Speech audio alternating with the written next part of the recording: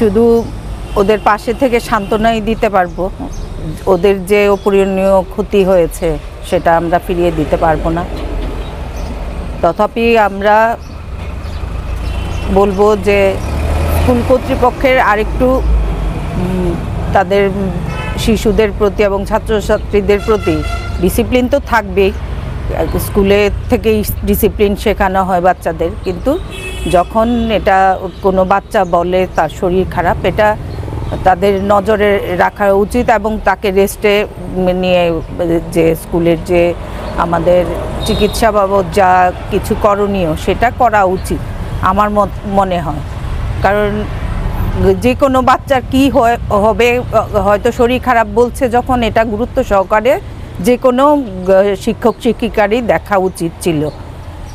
এই ফাঁকটার জন্য আমরা এখন কারোর মৃত্যু কিভাবে আসে কেউই বলতে পারে না, কিন্তু আমাদের দ্বারা যেন কোনো রকম ঘটনা না ঘটে সেটা আমরা চেষ্টা করতে পারি এবং এটাই জানাবো যে এটা খুবই মানে হৃদয় বিদারক ঘটনা। এই যে পৃথিবীর আলো দেখা মাত্র তার 7 বছরের কর্মকাণ্ড রেখে গেছে, সবাই স্মরণ করবে এবং তার আত্মার সদ্গতি হোক, যেখানেই থাকুক সে সুন্দর সুস্থভাবে এবং ভালো থাকুক, এটাই কামনা করব।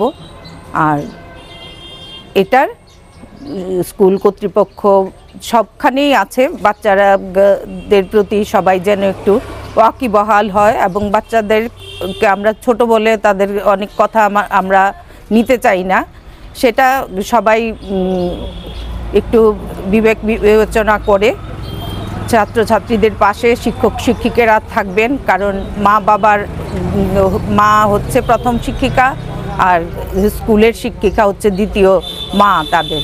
তো সেই ক্ষেত্রে তাদের আর একটু সহানুভূতিশীল হতে হবে সবাইকে, ধৈর্য সহকারে, কারণ আমরা ভবিষ্যৎ গড়ার যারা দায়িত্ব নিয়েছে তাদের একটু ধৈর্যশীল হতে হবে, এই জিনিসগুলি ভালোভাবে লক্ষ্য করবে এবং আমরা এটাই আশা রাখবো আগামী দিন যেন কোনো বাচ্চার এইভাবে কোনো ক্ষতি না হয়, কেউ দায়ী করতে না পারে শিক্ষক শিক্ষিকাদের, এটাই চাইবো আমরা। বাচ্চাদের মা বাবার সরাসরি অভিযোগ একজন শিক্ষিকার বিরুদ্ধে, সেই বিষয়টা মানে শিক্ষিকার যে ভূমিকা ওনার বিষয় নিয়ে কী বলবেন? সেটাই তো বললাম যে একটু সহানুভূতিশীল হলে হয়তো বা ওই জিনিসটা এড়ানো যেত যে মৃত্যু ঘটনাটা ঘটেছে। কারণ এটা তো ঠিক যে নিঃশ্বাসের বিশ্বাস নেই, কিন্তু তার আয়ু কতটুকু এটা আমরা জানি না, আমরা ধরেই নেব ও তো শৈশবই দেখলো না, তার মধ্যেই চলে যেতে হয়েছে পৃথিবী ছেড়ে। তো এই ঘটনাগুলি একটু কর্তৃপক্ষ এবং শিক্ষিকারা, কর্তৃপক্ষ যদি শক্ত হয় এই ব্যাপারে, সহানুভূতিশীল হয়, তবেই শিক্ষক শিক্ষিকারা কিছু করতে পারবে। আর যদি কর্তৃপক্ষ নির্দেশ থাকা সত্ত্বেও ওরা যদি না করে থাকে, সেটা কর্তৃপক্ষের অবশ্যই দেখা উচিত কেন এরকম ঘটনা হয়েছে। আর যতটুকু শুনেছি স্কুল কর্তৃপক্ষ নাকি মেয়েটার পাশে গিয়ে দাঁড়ায়নি, এটা সত্যিই খুবই খারাপ ঘটনা হয়েছে। এটা স্কুল কর্তৃপক্ষের উচিত ছিল সঙ্গে সঙ্গেই বাচ্চাকে হসপিটালাইজ করা, হসপিটালে নিয়ে গিয়ে প্যারেন্টসদের খবর দেওয়া উচিত ছিল। আমার মনে হয় এই জায়গায় একটা তাদের গাফিলতি রয়ে গেছে।